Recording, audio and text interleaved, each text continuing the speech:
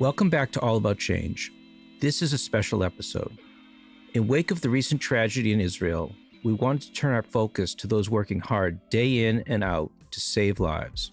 We've taken pains to turn this episode around more quickly than usual because of how fast things are developing on the ground. I spoke to Linor Attias, a first responder on the ground in the south of Israel.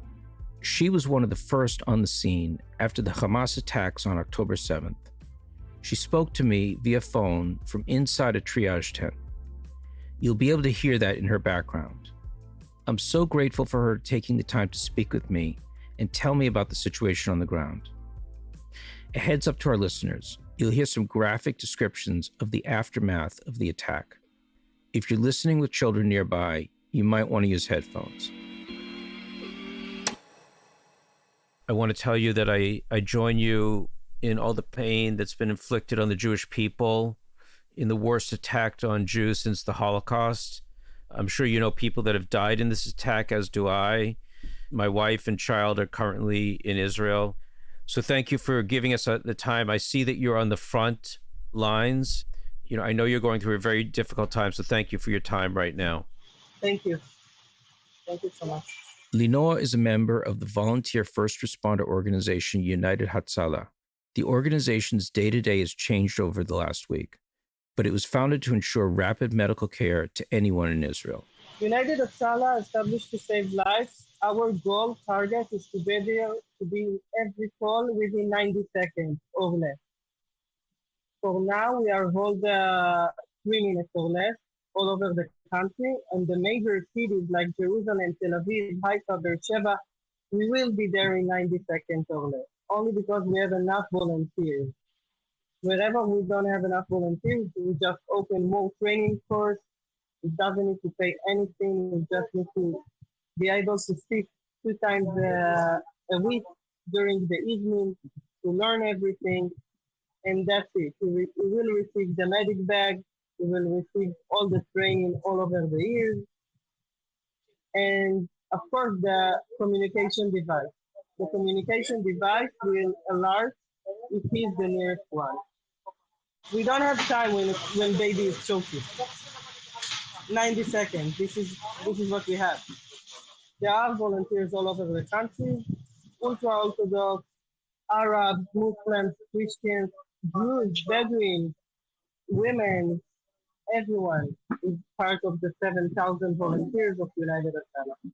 I asked Linor about what inspired her to become a medic in the first place. Her answer had some familiar ties to what we're talking about. I lost my uncle, Emil, in a bombing attack in Cafe Hillel in Jerusalem. And if only back then we had those first responders, maybe he wouldn't lost so many blood. With a simple tourniquet on his hip, he probably could be saved. And at that moment that I didn't know how I can help and assist my parents and Emil's daughter, I decided that I'm going to dedicate my life to save others. And then I heard about United Hatzalah, organization of volunteers, medics, paramedics, that everyone can become a medic. And no matter what you're doing, what your professional job skills, they'll teach you everything. They give you the equipment, the communication devices. And if something happens and you are the nearest volunteer, you will be alert, and that's it. It's done. You can save someone's life because you have the equipment in your car or your endocycle. So I decided that I'm going to save lives. That's it. She told me that as part of the training, volunteers go through something called MCI drills, or mass casualty injury drills. We have the drills, MCI drills, every branch in Israel receiving a bunch of MCI drills during the year. It could be missile attack, terror attack, like knife or weapons, earthquake. We are preparing the volunteers for any kind of emergency chaos scenarios. They know the logistic protocols, they know the medical protocols, they know the operational protocols. But no training was sufficient for what volunteer medics would encounter throughout the day of October 7th. I live in Jerusalem. 6:30, 6:40 a.m. we had the first rocket. And I was saying to myself, they're gonna say again it's by a mistake. We wasn't mean to. It was a mistake, and that's it. But then another missile attack us, and another missile attack us, and then I understood something is going on. So I just ran over to our dispatch center located in Jerusalem. I assist to bring more volunteers to answer the calls. Around 7:30, we received phone calls that terrorists shooting at us. Please come, please help, please rescue us. And it was devastating to hear those voices screaming and yelling for help, and to hear it wasn't like regular gun, it was rifles. This is how I heard. This is what I heard. And when I finished to establish all the district center, I just went down to the south with all the forces that went down to the south, and I assist and help to open the medical field to make the first triage so we can demand if someone needs the helicopter or just ambulance to take them to the hospital. It was a chaos. It was a chaos. For Linor, that chaos brought to mind why she joined United Hatzalah in the first place. Why I became a volunteer of the United Hatzalah, because no one put tourniquet on my uncle, and he lost so many blood. I cannot count the number of the tourniquets I put on soldiers and civilians who got shot at during this Shabbat, and I know I saved lives. So, after checking with her Jerusalem dispatch office, Linor sped south with the siren on full blast. Within an hour, she was on site in an ambulance. The work couldn't start yet, though. The United Hatzalah volunteers had to coordinate with the Israel Defense Force, or IDF, to figure out what was the safest way for volunteers to get to the victims. And for us to make the connection with the IDF, to understand, because safety first. If we're going to kill ourselves, no one will save the others. So let's start protecting ourselves so we can be able to save someone else. So it took us like 30 minutes to manage this assessment, and then we start to get in and get out.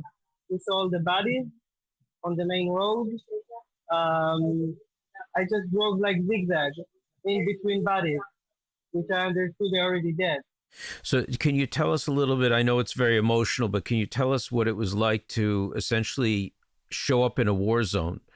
What did you see? Can you describe for our listeners who, don't have a firsthand account of what you saw on the way down south? I don't have the right term, but war zone is not the right term for that. A war zone is when military fighting against another military. It was towns and cities with civilians, and they were in between missiles, terrorists, and IDF soldiers who can also make a mistake. So it wasn't a war zone, and I don't know how to call it. I disconnect my emotions. The truth, for me to survive and to make very fast decisions and the right decisions, I cannot think for my heart, and I have a big, huge heart. I needed to focus on all different aspects, information gathering to understand which information is true, which is just only like a guess or mistake, and to create the right operational picture. So we will know how to act and how to move the rescue forces inside and get them out. So we can take, sometimes it was 7 or 9 people on the ambulance. You couldn't treat them. You just put them inside and escape outside, and then you start to treat them. And one emotional thing that happened to me, in one town, it was in Be'eri town, the village of Be'eri, kibbutz Be'eri. We went down to take some injured civilians that was on the main road, and it was near some houses. And I heard a baby crying, but it was very low. I didn't even understood if it's baby or maybe it's a kitty cat. I didn't know what I'm hearing. But someone in my gut, in my heart, tell me, I need to check it out. So I went inside the house, and I saw 2 beautiful twins, 10 months old, and their parents were murdered. They were over the babies. They protect the babies. The mother was with one baby, the father was with the other, and this is how they say. As a mother, I thought I cannot just take them to the ambulance. What should I do with them on the triage on our hospital field? I need formula babies. I need diapers. I need to bring something with me because I don't hold it in the ambulances. So I went to the kitchen and I saw on the refrigerator the magnet with the pictures of this beautiful family. And I started to think where the mommy will put the baby formula.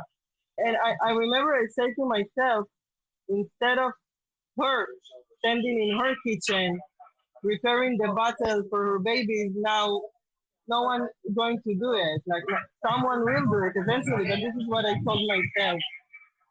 And another medic, I asked him to find the diapers, and he did in the baby's room, and then they just took them to the hospital, the Barzirai hospital in Ascalon. The social workers of the hospital received them, and I don't know what happened. What will be the next step for them? Another thing that was very hard for me is when I need to turn out the uniform for the soldiers, because we need to take over the clothes to see where the bleeding is so we can stop it. And just to turn over an IDF uniform from a soldier, a fighter, it's a very hard moment for me as an Israeli, as a soldier myself. This is crucial. This is not the right way to fight. This is not a war zone. It's not. I don't know how to call it. I don't have even in Hebrew. I don't even have the word. For Linor, the horror was unimaginable, something she'd only seen on a computer screen. I think they took the video games and make them alive. I know that the reality I witnessed is something that obviously I'll need to take care of myself with the psychotrauma unit of United Hatzalah, and all the volunteers will take care by them. But to see so many blood, to see so many hundreds, at the beginning it was hundreds, right at the beginning, hundreds of people that I saw, that I count. One road I count 35, another road I count 11, another house, another field I count 25. It was 100 immediately. And the fearness to understand that they are still between us, that they are hiding maybe in the cars on the road, maybe. I have no words. In the middle of all the devastation, surrounded by tragedy, Linor kept going. She kept going, she told me, because of the hope of saving just one more. Hope. This is what hold me up over there. Just the hope that maybe I can save someone. Those who I couldn't save, I couldn't do nothing for them. And just, I was hoping that maybe someone survived this barbarism, this terror attack, brutal terror attack, and maybe someone can be saved. And when we found someone, it gave us the adrenaline and the power to go forward, to see more and more bodies, to smell the blood, to see the dogs hiding, terrifying, to see everything that we saw, but still looking for someone who is still alive. Under fire, under stress, under the understanding that I can be shot immediately, that I can lose my life here. But the adrenaline, the feeling that we received in every person we grab out from this battlefield, this brutal battlefield, gave us the power to continue. This Saturday, October 7, we'll never forget. We will never forget October 7. And as you said, everyone needs to learn from this day. Everyone needs to learn how they can protect their civilians. Because the civilians of the south of the Gaza Strip border wasn't protected. And I know that we took the right decision.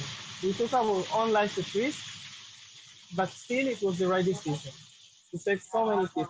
So we established immediately the right decision, that every ambulance should have at least one volunteer with his gun.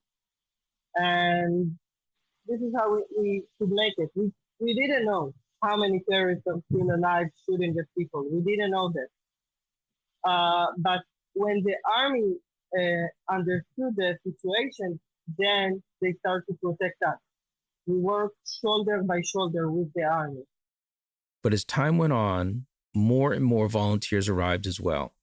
By 2 p.m., Linor told me there were 50 ambulances, 3 helicopters, and 250 volunteers. By 4 p.m., 150 more volunteers had arrived. But remember, in the days to follow, United Hatzalah is still responsible for responding to emergencies nationwide. So the mission wasn't changed since last Saturday. What happened is that we brought more volunteers from all over Israel to assist in the south, but we still need to manage all Israel across. We have car accidents, we have talking babies all over Israel every day. Every day we receive 2,000 calls, emergency calls. 2,000 calls in Israel for ambulances receiving every day. And now we need to do more service for the south. So we just bring the vehicle of the command center, the mobile dispatch center, which establish a unique way to the situation in the south. And in Jerusalem, they manage all over the country. Well, God willing, there will be peace soon, and this will come to an end. You talked about PTSD. How are your volunteers going to deal with what they've seen? Thank you for asking about us. We have the psychotrauma unit. The psychotrauma unit opened the hotline for the volunteers immediately when Shabbat went through during the night. And since then, they are around the clock. Every shift that are opening, they have the circle that explain the operational side, but someone from the psychotrauma unit explain them what different things they're going to see. Maybe they will see dead bodies, maybe they will see terror attacks, maybe they will see a soldier that just physically is okay, but mentally collapsed. And they preparing us to all different things that we might see and feel. And after the shift, they have the circles over here that someone that we can speak, we can say whatever we want to say, we can sing. They bring the piano over here during the night. And of course, the hotline is still active. If you need a private call with someone from the psychotrauma unit, this is active 24/7.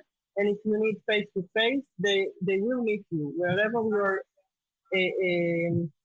your home is, they will come to your home or a coffee shop or whatever. They will sit with you. And it's very important for us to ventilize everything, to understand what we've been seeing and feeling, and to bring the volunteers back normal to their own life, to their family, community, job. We need to bring them safe, not only in their bodies, but also in their mind and soul. Unfortunately, psychological safety isn't the volunteers' only concern. We have already 5 volunteers who murdered in this terror attack. 2 of them was at the festival. One of them was in Sderot trying to assist the police station, and he got shot at.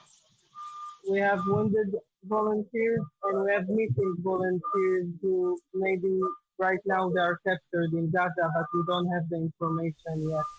I'm so sorry for that. Well, first of all, thank you so much for your service, and for everyone else who is volunteering for United Hatzalah. Can you tell us how our listeners can get involved, how they can help, how they can support you and your colleagues who are out there on the front lines trying to, save civilians and individuals who've been maimed and seriously hurt from terrorist attacks? There are mainly 2 ways to support us right now, which are crucial for us. One is to donate. Whatever you can donate at United Hatzalah website, campaigns, please do. Please help us. Because we need more tourniquets, more bandages, more oxygen tanks, and it's crucial for us to have more gear vests and helmets, because right now we don't have enough. And if someone will start it at the north, and we are talking about the long run, then we need more, and we already have the supplier that we can purchase for. The second thing that you can help us is just to be the ambassador, to tell the story of United Hatzalah, about those first responders who know how to save someone's life, who saved so many during this week, and just to support us, to tell about us to others. This is the two ways that I think we can help United Hatzalah right now. My heart goes out to you that you're still there, that the volunteers of United Hatzalah are still there helping people, and knowing that your work, will continue in the coming days and weeks. And, all I can say is God bless you and thank you. And I urge all our listeners, anyone that wants to help people in Israel that have been the victims of the worst terrorist attack since the Holocaust, to reach out to the website of United Hatzalah and give what you can to help this amazing organization. Linor, thank you so much for joining us. I appreciate you taking the time out of an emergency situation to talk to us and to let our listeners know what's happening on the ground. So thank you so much. Thank you, Jay. And thank you so much. I wish you all the best going forward. Thank you so much. Thank you. Thank you. Bye-bye. Thank you for joining us again on All About Change for this difficult episode. We'll be back on our regular schedule with our next episode.